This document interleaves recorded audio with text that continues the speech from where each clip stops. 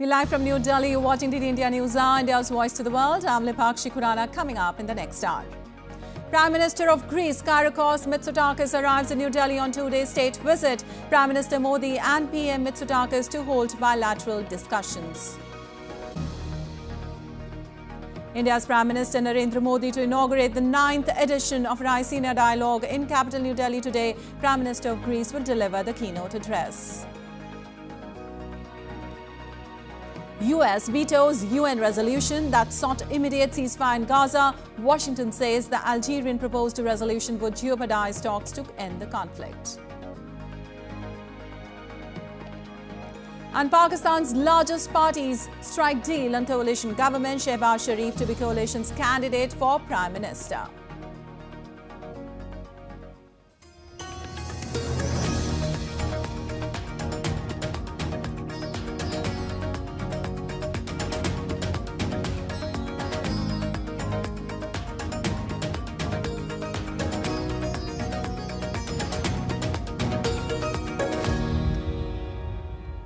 And on to the details now. India's External Affairs Minister Dr. S. Jaishankar today called on the visiting Prime Minister of Greece, Kyriakos Mitsotakis, in New Delhi. In a social media post, Dr. Jaishankar said that he looked forward to strengthening the strategic partnership between the two countries. In a statement, the MEA said that India-Greece relations have been elevated to strategic partnership during PM Modi's visit to Greece in August 2023. They are based on shared cultural values, commitment to foster economic growth, collaboration in the fields of security and defense, shipping, maritime, and marked by convergence on regional and global issues.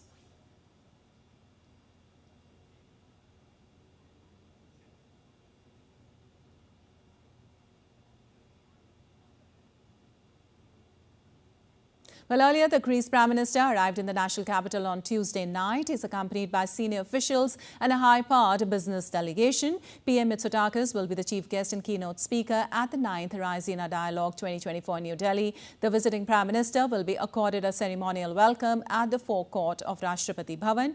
Prime Minister Narendra Modi and PM Mitsotakis will hold bilateral discussions, and Prime Minister Modi will also host a lunch banquet in honor of the visiting dignitary. Prime Minister Mitsotakis will also visit Mumbai before returning to Athens.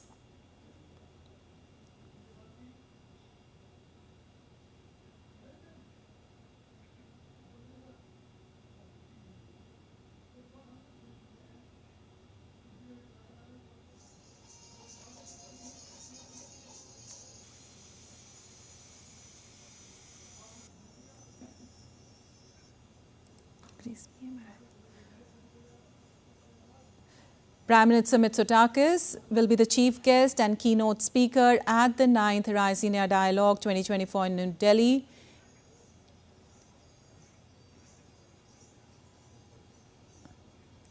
And now we take you live where Prime Minister Mitsotakis will be accorded a ceremonial welcome at the forecourt of Rashtrapati Bhavan. He's welcomed by the Prime Minister Narendra Modi there.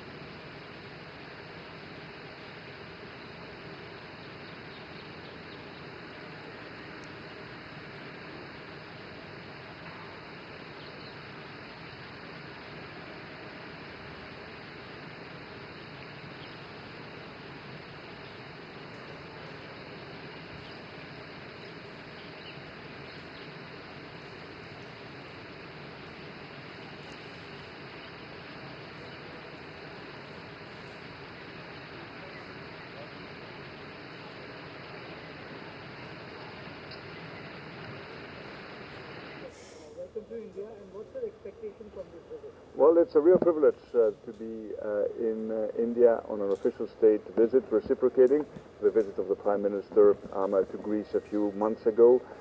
For Greece, the strategic partnership between our two countries is of particular importance, and we will have the opportunity to discuss a wide range of topics, political consultations, strategic partnership, but also fostering our economic ties between our two economies. So it's a real privilege to be here, and I'm really looking forward to the discussions we will have with the Prime Minister.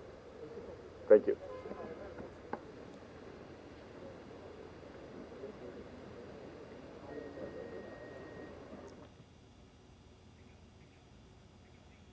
Well, you were watching live from Rashtrapati Bhavan, where Greek Prime Minister was accorded a ceremonial welcome at the forecourt of Rashtrapati Bhavan as he's here for the Raisina Dialogue 2024 for 3 days in India. And moving on, India's Prime Minister Narendra Modi will inaugurate the 3-day Raisina Dialogue, India's flagship conference on geopolitics and geostrategy in capital New Delhi today. It is being organized by the Ministry of External Affairs in collaboration with Observer Research Foundation. Prime Minister of Greece will deliver the keynote address. The theme of the conference this year is Chaturanga, Conflict, Contest, Cooperate, Create. Chaturanga is an ancient Indian board game. It predates chess and is considered the first strategy board game ever invented. Meghna Dev reports for more. Arrivals have started in New Delhi for India's premier conference on geopolitics and geoeconomics, the Raisina Dialogue 2024. The Raisina Dialogue is being held in New Delhi from 21st to 23rd February and will address challenging issues facing the global community. With the theme Chaturanga, Conflict, Contest, Cooperate, Create, the conference will delve into issues under diverse sub-thematic pillars like war and peace, tech regulations, invest, innovate, and more. I'm here to speak about our calling for this century. And this year, under India's leadership of the G20, we're putting sustainable development at the center of the agenda. We have moved to a new mindset where solutions to climate challenge become the drivers of a new economic age. India has emerged as a powerful leader and policy maker. At the invitation of Prime Minister Narendra Modi, Prime Minister of Greece, Kyriakos Mitsotakis, is also paying a state visit to India from 21st to 22nd February 2024 and will be the chief guest and keynote speaker at the 9th Raisina Dialogue. Every year, leaders in politics, business, media and civil society converge in New Delhi to discuss the state of the world and explore opportunities for cooperation on a wide range of contemporary matters. When a few nations set the agenda and expected others to fall in line are over. Hamas and the people who support Hamas are fully responsible for this appalling act of terror. The health crisis during the pandemic, who could you call? And more importantly, who would answer? The dialogue is structured as a multi-stakeholder, cross-sectoral discussion involving heads of state, cabinet ministers and local government officials who are joined by thought leaders from private sector, media and academia. The conference is hosted by the Observer Research Foundation in partnership with the Indian Ministry of External Affairs. Meghna Dev reports for DD India. Well, DD India correspondent Jessica Taneja joins us for more on the Raisina Dialogue. Well, Jessica, the theme of the conference this year is Chaturanga, Conflict, Contest, Cooperate, Create. Can you explain us the theme and its implication in the current world scenario, if we see? Well, India has always structured itself as a multilateral, a country that sort of encapsulates the multilateralism.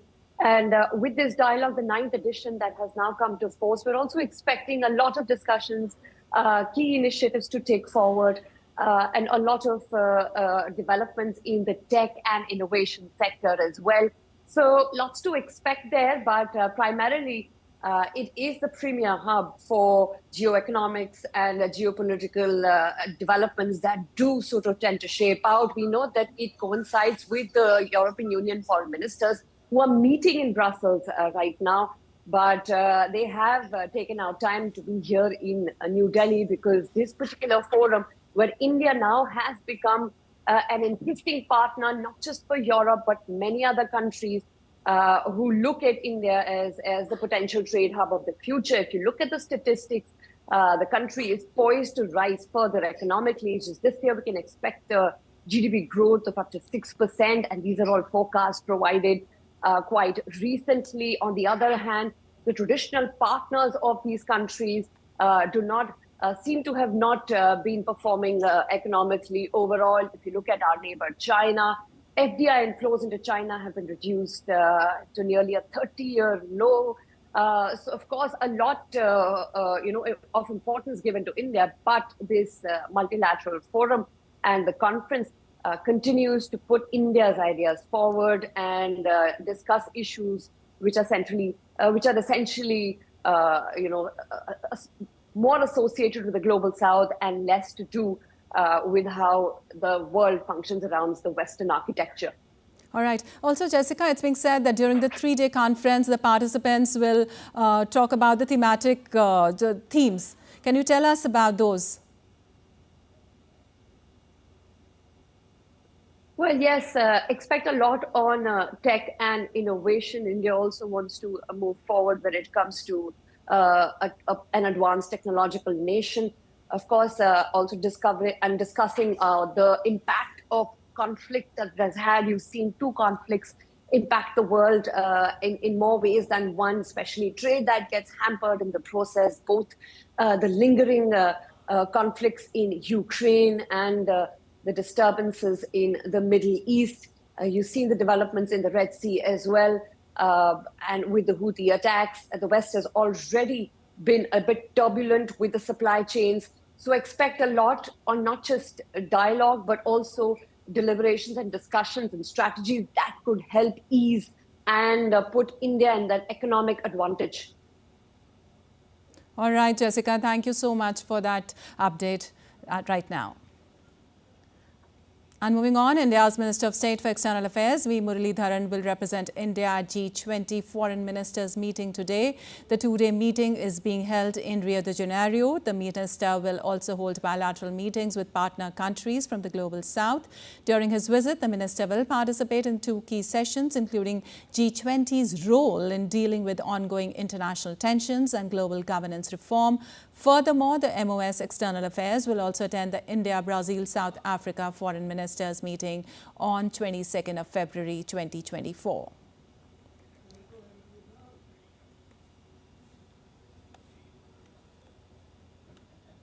Well, in international updates, the United States wielded its veto power once more at the Security Council on Tuesday, blocking a ceasefire resolution, asserting that the proposed resolution from Algeria could jeopardize delicate negotiations in Cairo, working towards a sustainable peace. This move has garnered criticism from Council members, while Algeria has reaffirmed its commitment to advocating for an immediate ceasefire. DD India's correspondent Jody Jacobs provides details from the United Nations.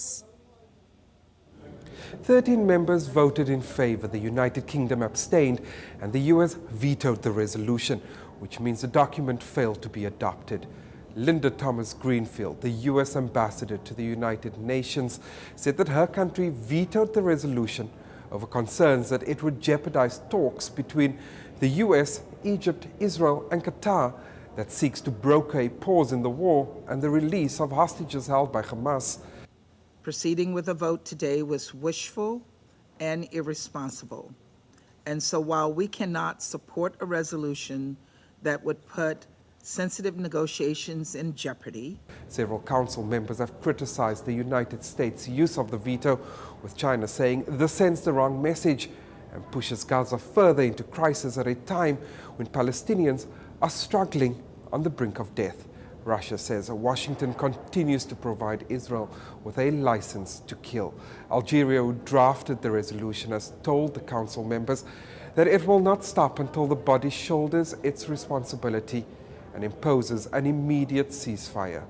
The Palestinian ambassador to the United Nations questioned when the Security Council would finally act to demand the ceasefire that the vast majority of the world wants to see, while Israel says calling for a ceasefire just further empowers Hamas.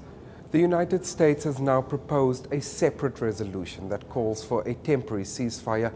There were a number of other issues with that resolution, not recognize Israel's right to self-defense, which is a right that Israel has. And there were other issues with that particular resolution. So we think it should be reflected in a resolution, even a humanitarian resolution. As well as opposing a major ground offensive by Israel in Rafah. Until now, Washington has been averse to use the word ceasefire in any of its UN action. A date for this vote is still to be determined. Meanwhile, the United Nations Secretary General has repeated his calls for a humanitarian ceasefire, with the body's aid agency UNRWA saying that the number of trucks entering Gaza remains well below its target of 500 per day, and it's battling to keep up with the humanitarian needs on the ground. Jody Jacobs at the United Nations in New York, reporting for DD India. Meanwhile, Israeli Prime Minister Benjamin Netanyahu has stressed that Israel would not pay any price for the return of hostages in Gaza amid ongoing negotiations to secure their release. He vowed to continue the operations in Gaza against Hamas despite of the global pressure. There is considerable pressure in Israel at home and abroad to stop the war before we achieve all its goals, including a deal at any price to free the hostages. We very much want to achieve another release and we are prepared to go for that, but we are not prepared to pay any price. Certainly not the delusional price that Hamas is demanding of us, the meaning of which is defeat of the state of Israel. Well, the United States and Russia will present arguments on Wednesday in proceedings at the UN's highest court, examining the charges against Israel in respect of Palestinian territories. The International Court of Justice, also known as the World Court, was asked in 2022 by the UN General Assembly to issue a non-binding opinion on the legal consequences of the charges against Israel. Israel, which is not taking part, said in written comments that the court's involvement could be harmful to achieving a negotiated settlement. More than 50 states will present arguments until February 26th. Egypt and France were also scheduled to speak on Wednesday. Also, Yemen's Houthi militants targeted an Israeli cargo ship, MSC Silver, in the Gulf of Aden with a number of missiles on Tuesday. Houthi military spokesman Yahya Sariyah said the group used drones to target a number of U.S. warships in the Red Sea and Arabian Sea, as well as sites in Eilat in southern Israel. Meanwhile, the Greek ship attacked in Red Sea by Houthis arrived in the southern Yemeni port of Aden on Tuesday. Recently, shipping risks have escalated due to repeated drone and missile strikes in the Red Sea by the Iran-aligned Houthis since November. The US and British forces have responded with several strikes on Houthi facilities, but have so far failed to halt the attacks. And French warships in Red Sea intercepted and destroyed 2 drones in attacks from Yemen. A video footage showed explosions from the commanding deck of French Navy frigate. According to the officials, during the night of February 19th to 20th, the French multi-mission frigates detected and destroyed drone attacks originating from Yemen in the patrol zones in the Gulf of Aden and the southern Red Sea.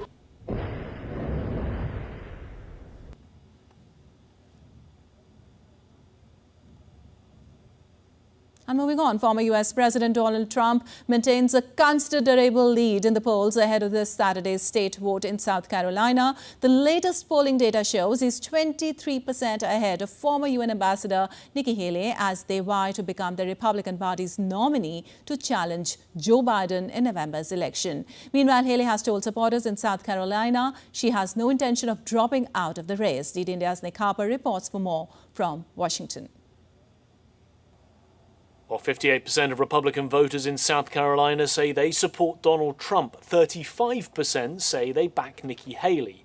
And that represents a commanding 23-point lead for the former president, with just a few days to go until Saturday's primary. And that's despite South Carolina being Haley's home turf. Remember, it's the place where she was once governor. State by state, voters are having their say about which candidate they want leading the Republican Party. And Trump has already scored big wins in Iowa, New Hampshire and Nevada. As for Haley, in a major speech to supporters in South Carolina on Tuesday, she pledged not to drop out. Rather, she said she was going to fight even harder. She said she's embracing her underdog status, adding that dropping out would be the easy route. I feel no need to kiss the ring. I have no fear of Trump's retribution. I'm not looking for anything from him. My own political future is of zero concern.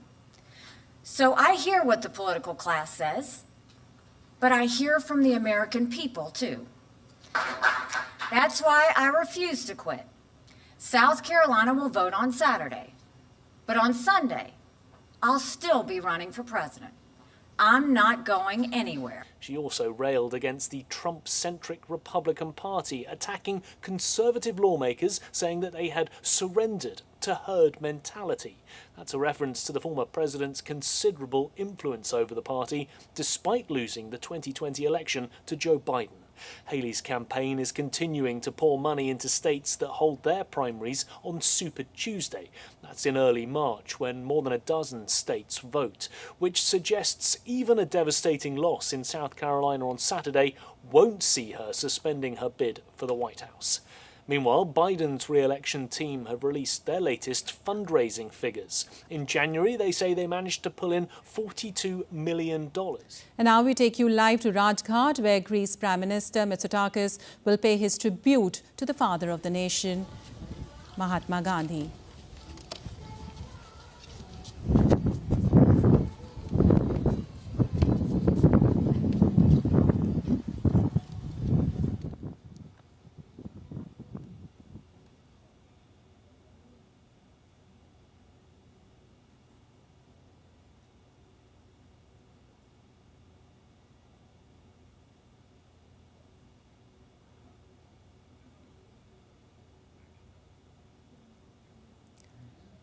Greece Prime Minister there paying his obeisance to the father of the nation by laying a wreath there.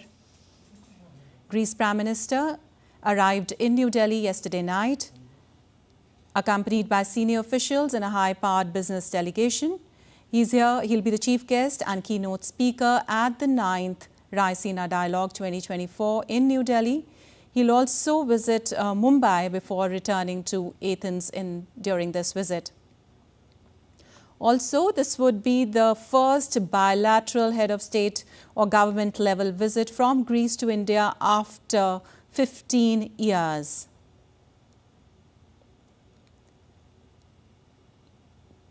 Prime Minister Mitsotakis paying floral tributes there to the father of the nation, Mahatma Gandhi, at Rajghat.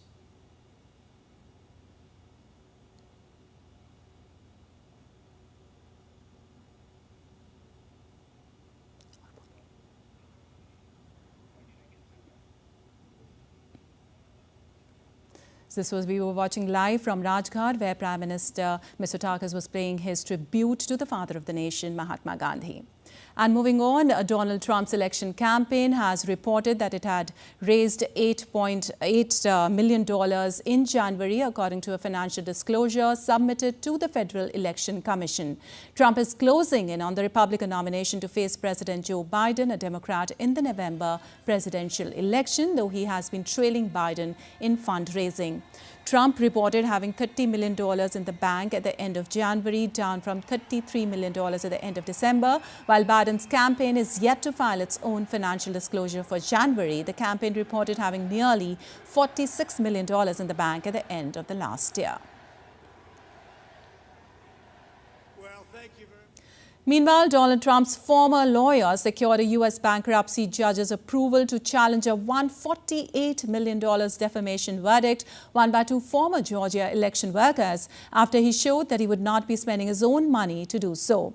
A federal jury in Washington ordered Trump's ex-lawyer, Rudolph Giuliani, to pay the two workers for reputational and emotional harm, they said, they suffered after he falsely claimed the rigged votes against Trump.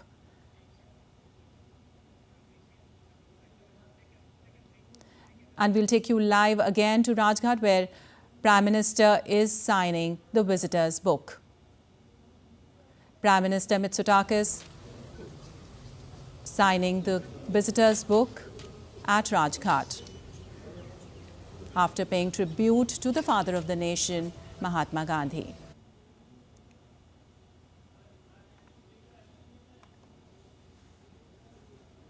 This is the first bilateral head of state level visit from Greece to India after 15 years. The last Prime Ministerial visit from Greece to India took place in 2008, and Prime Minister Shri Narendra Modi visited Athens on 25th of August 2023.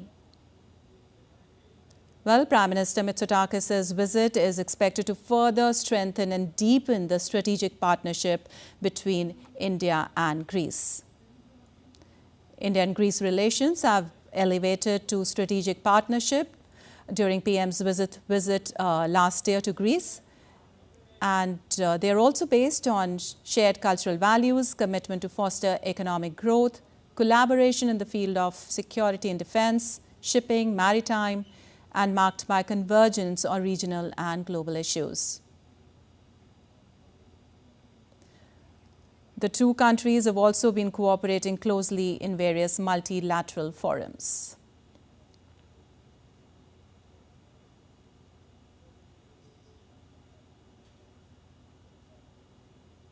You can see visuals of Prime Minister Mitsotakis at Rajghat after he paid floral tributes to the father of the nation and signed on the visitor's book.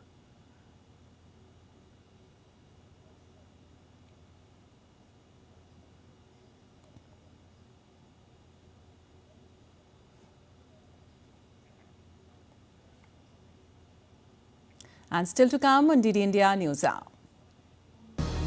It's a tit for tat. Taiwan drives away a Chinese Coast Guard boat that entered waters near its sensitive frontline islands, further aggravating tensions between the two nations. Congo's Prime Minister Jean-Michel Sama Lukonde resigns, triggering the dissolution of his government. And celebrating languages that connect us to culture and highlighting the importance of linguistic diversity, we tell you more about the International Mother Tongue Day.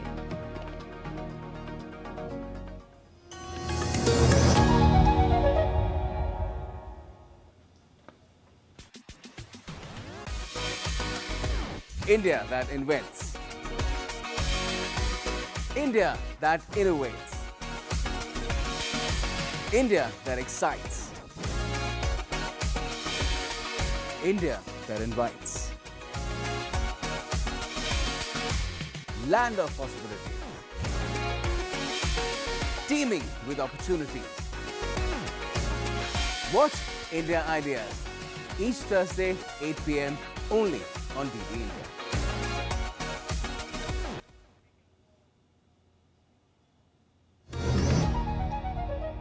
Welcome back. You're watching DD India News. I'm Lepakshi Khurana, and moving on.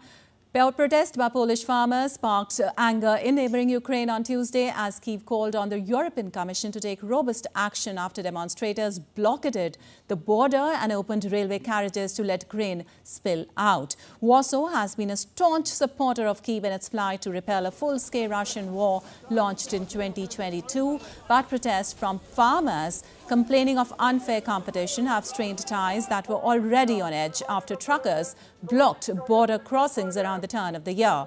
Tuesday's protest from farmers marked an escalation from previous demonstrations, with a near total blockade of all Ukrainian border crossings and disruption at ports and on roads nationwide. And in India's Ishan Garg reports for more from Brussels. Well, the governments are finding it incredibly difficult to deal with these issues, not only because it's a problem in terms of supply of agricultural goods, or in the case of Ukraine, as it says, supply of essential items which could hurt its defenses. It's also a very complicated problem because various farmers in different parts of Europe are not only protesting EU-wide agricultural laws, they also seem to be protesting laws which are specific to their own countries, but they are finding common ground in the argument that some of the EU's laws have made it difficult for farmers to hit their profit margins. They have said that particularly imports coming in from Ukraine have the potential to flood the European markets, which would mean that profits for the farmers, especially in countries like Poland, they're going to take a massive hit. And because of that, they have launched this massive protest, which is expected to last for another 3 weeks at the very least.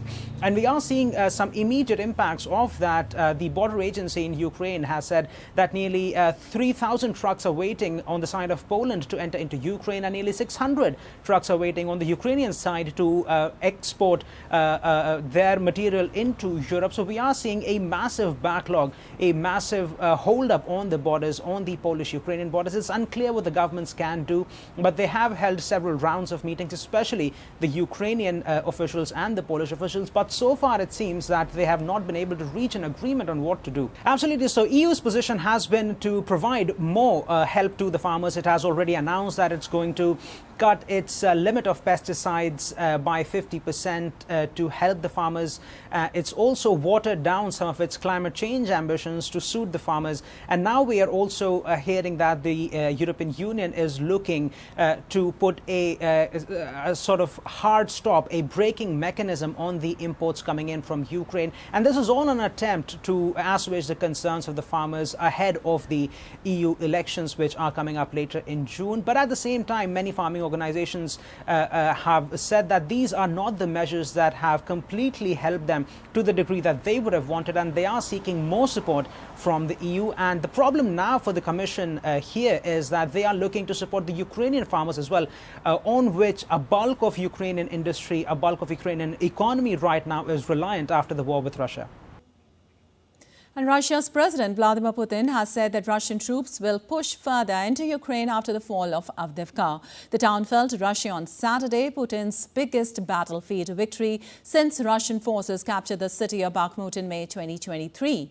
Defense Minister Sergei Shoigu said that the Russian offensive was continuing and troops were moving westwards. Shoigu said Russian forces had taken control of the village of Kirniv in Kherson region. Putin said the Ukrainian order to withdraw from the town had been announced after Ukrainian troops had already begun to flee in chaos. He said that all captured Ukrainian soldiers should be accorded their rights under international conventions on prisoners.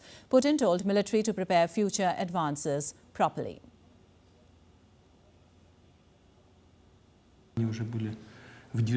Regarding the overall situation in Avdiivka, this is definitely a significant success, and I congratulate you. We certainly need to expand on this success. However, any expansion should be well prepared with the right personnel, hardware and ammunition. Well, the European Commission is looking to install anti-drone systems on its headquarters to protect against espionage and physical attacks. Its headquarters in Brussels is one of the main administrative centres of the European Union. DD India correspondent Alex Cardia reports for more from EU Commission headquarters. Well, this is the Berlaymont, the building which houses one of the EU's three major institutions, the European Commission. It houses around 2,000 of the European Commission's most senior staff members, including President Ursula von der Leyen. The President also has an apartment in the building. And officials here are concerned about drones being used to spy on top officials.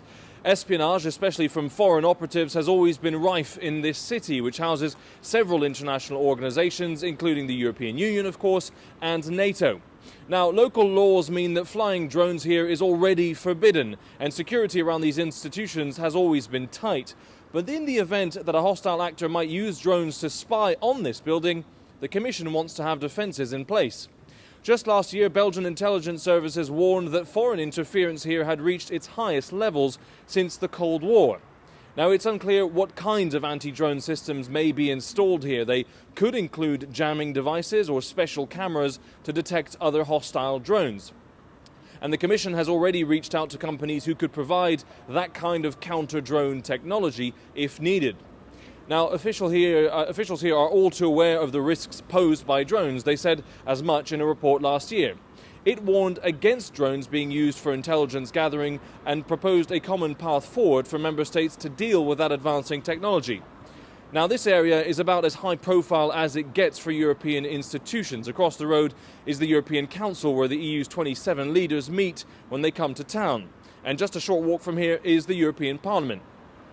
Those institutions have not yet, as far as we know, been targeted by drones, but with global tensions on the rise, the European Union and this European Commission are not taking any chances.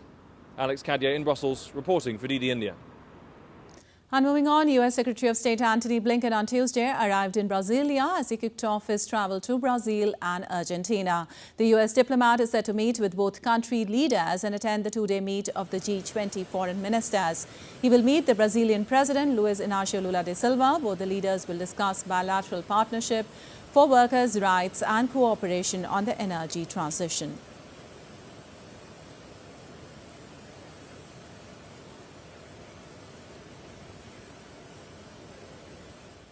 And with an agenda to bolster bilateral trade and partnership with Paraguay, UK Foreign Minister David Cameron visited the South American country on Tuesday. The Foreign Minister called on Paraguayan President Santiago Peña and discussed about steps to form trade partnership and investments. Moreover, the leaders also discussed global issues such as the Russia-Ukraine conflict. After his visit to Paraguay, the UK Foreign Minister is also scheduled to attend the two-day G20 Foreign Ministers meeting in Brazil starting from today. There's a fantastic opportunity for partnership in trade, as you say. Many companies can use Paraguay as a great place to invest and to grow. I think it's also a partnership in values, as we were discussing just now with the President.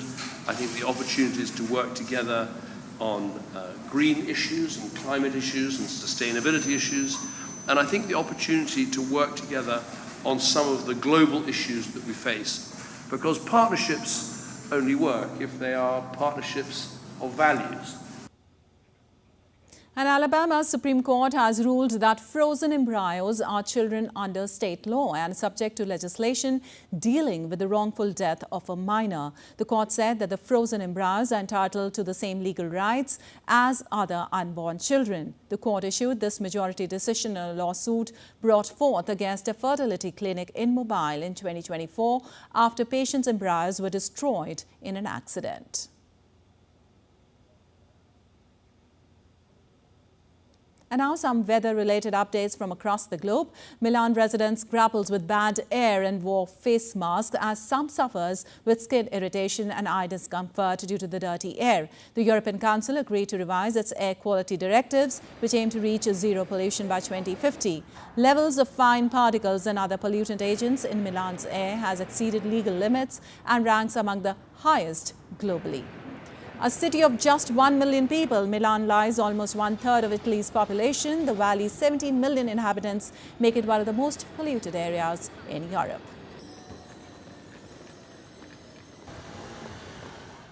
And extreme weather conditions in Peru drove Lima residents to the beach to cool off. Residents flocked to the beach to bear temperatures of over 30 degrees Celsius that are expected to swelter for the entire week. Experts say the climate change phenomenon of El Niño Costero has directly influenced the extreme weather conditions lashing the country.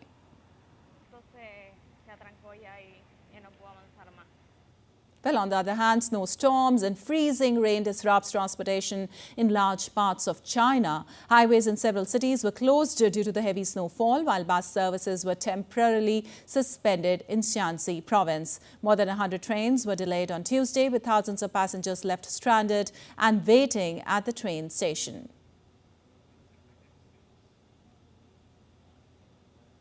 And now let's take a look at other stories making news around the world. Celebrated Hollywood director Ethan Coen makes his directorial debut as a solo director with new movie Drive Away Dolls. The cast of comedy thriller embark in New York night for the movie's premiere. Oscar-winning brothers Joel and Ethan Coen have directed scores of movies together for decades as the Coen brothers.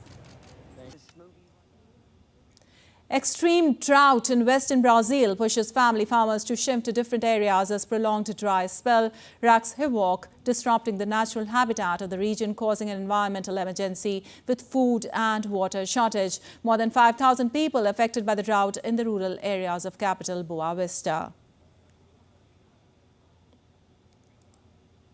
A ship carrying 19,000 cattle docked in Cape Town harbour since Sunday. The lingering stench prompts activists to take actions. The prolonged smell of bad odour could cause major skin and internal infections to the animals. 3 animals were found already dead when they boarded the ship.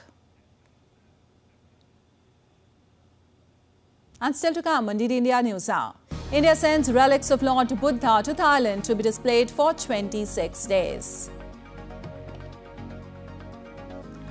And Jasprit Bumrah rested ahead of 4th IDFC First Bank Test against England. KL Rahul ruled out owing to quadriceps injury.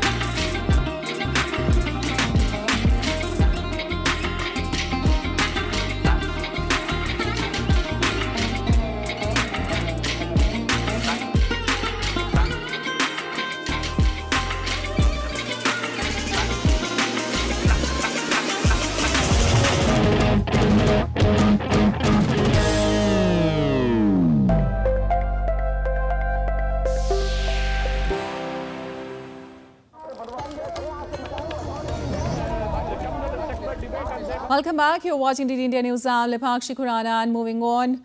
Taiwan on Tuesday drove away a Chinese Coast Guard boat that entered waters near its sensitive frontline islands in a rise in tensions a day after China's Coast Guard boarded a Taiwanese tourist boat that the Taiwan minister said has triggered panic. A Chinese Coast Guard boat entered Taiwan's waters near Kinmen on Tuesday morning. Taiwan's Coast Guard said in a statement, adding it dispatched a boat and used a radio and broadcast to drive away its Chinese counterpart, which left the area an hour later. Taiwan's Coast Guard said it will continue to use radar, surveillance and patrols to ensure the harmony and safety near the waters of Taiwan-controlled Kinmen Islands, which are close to China's shores.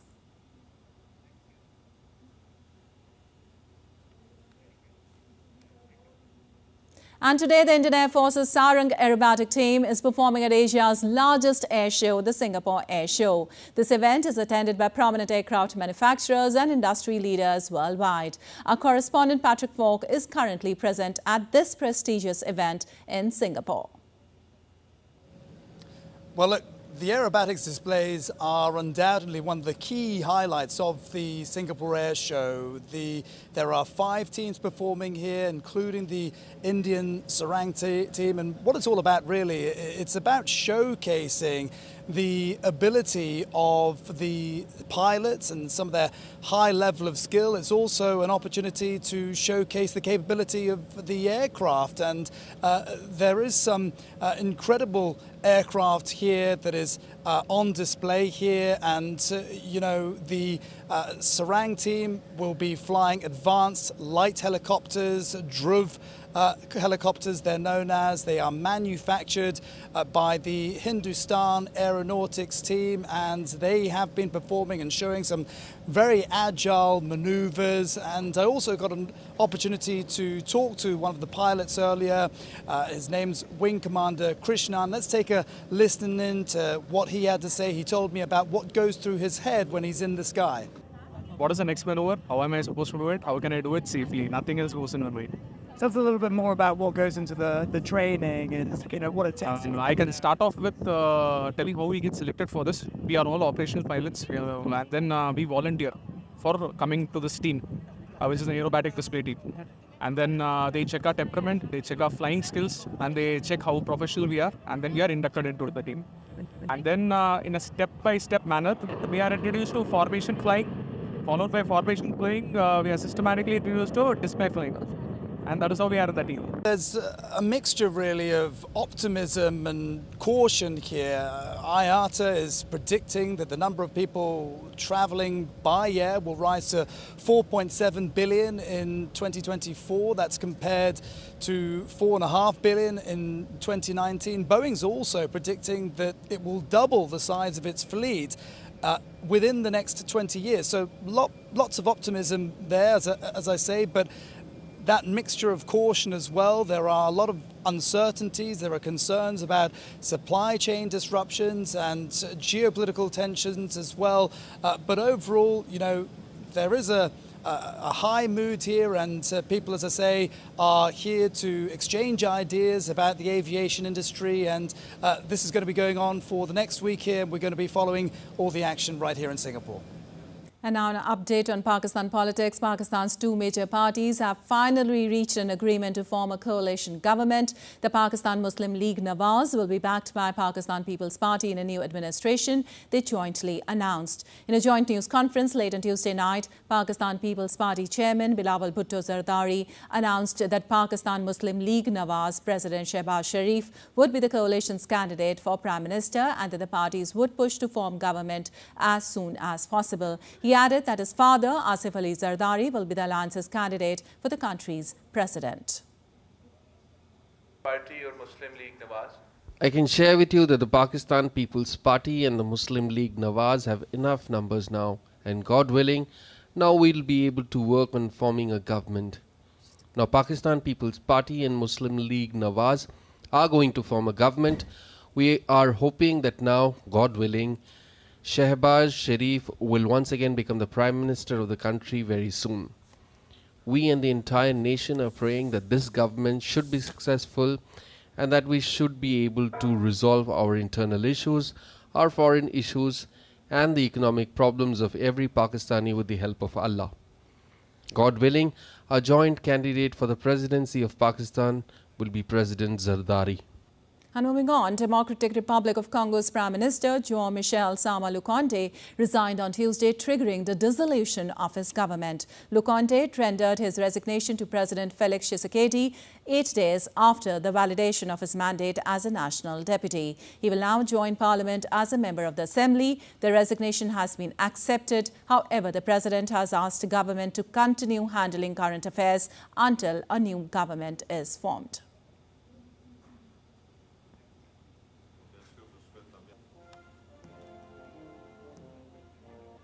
And today on International Mother Tongue Day, we celebrate the unique languages that connect us to our heritage and culture. From the rolling R's of Spanish to the ironical lyrical tones of Mandarin to the sweet notes of Bengali, our languages are a testament to our individual and collective identity. Let's take a look at Sujata Lochap's report on this.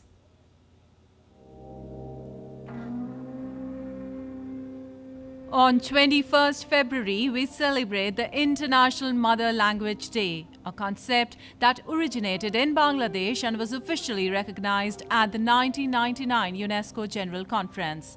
Since 2000, this day has been observed worldwide, emphasizing the importance of linguistic diversity and promoting multilingualism.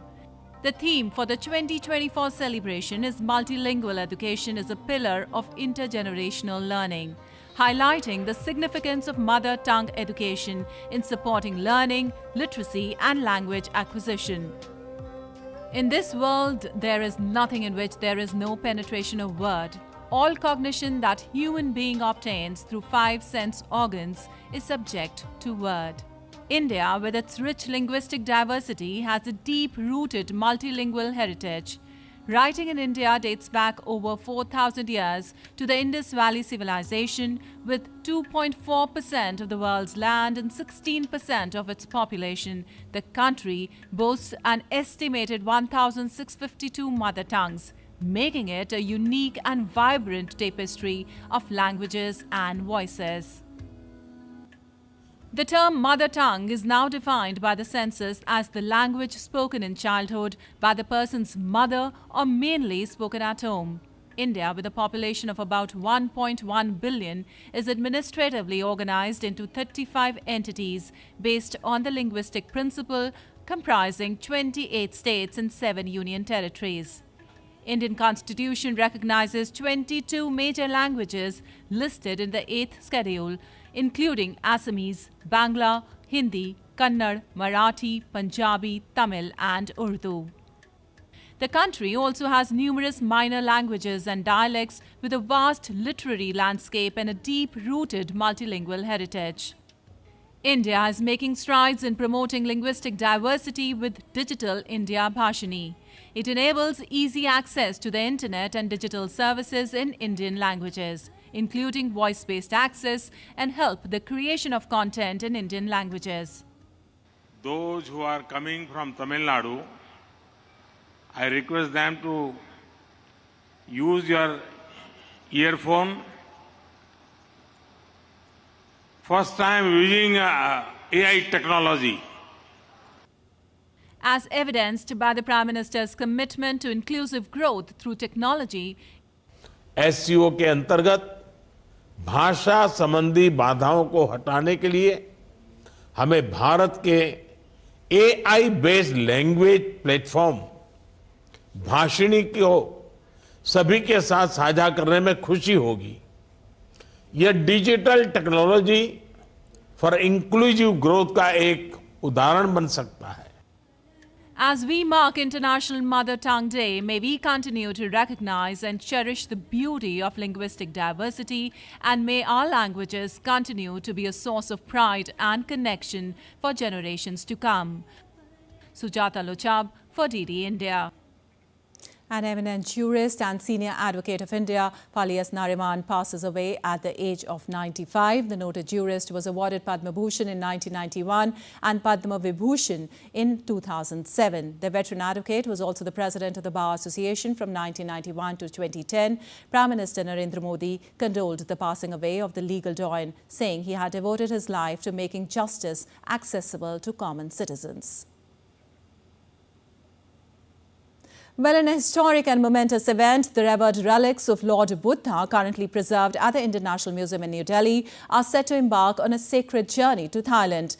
This unprecedented expedition marks the first time that the holy relics of Lord Buddha, along with his disciples Arhata Sariputra and Arihata Maudgalyana, will be showcased together at an overseas location. The relics will be displayed in 4 cities of Thailand, including Bangkok and Krabi, where people will pay their obeisance to the sacred remnants, and after its relics will be flown back to India on the 19th of March. A 22-member delegation led by Bihar Governor Rajendra Vishwanath Arlikar will accompany the sacred relics from India to Thailand for a 26-day exposition. The move will further boost cultural and spiritual relations between the two countries.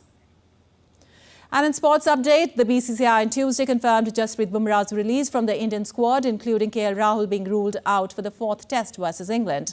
Vice captain Jasprit Bumrah has been released from the squad for the IDFC First Bank test against England in Ranchi. Meanwhile, KL Rahul is ruled out of the 4th test. His participation in the final test match in Dharamshala is subject to fitness. Pacer Mukesh Kumar, who was released from the squad for the 3rd test in Rajkot, has joined the team in Ranchi and is then likely to replace Bumrah, the highest wicket taker of the series, with 17 scalps in the playing 11. The 4th test match between India and England will kick-start from Friday onwards. All right, that's all for this edition of DD India News Hour, but let us know your thoughts on the news of the day. You can connect with us on Facebook, X, formerly known as Twitter and Instagram. We'll be back with more news as it breaks here on DD India. I'm Lipakshi Khurana from all of us here in Delhi. Thanks for watching DD India News Hour.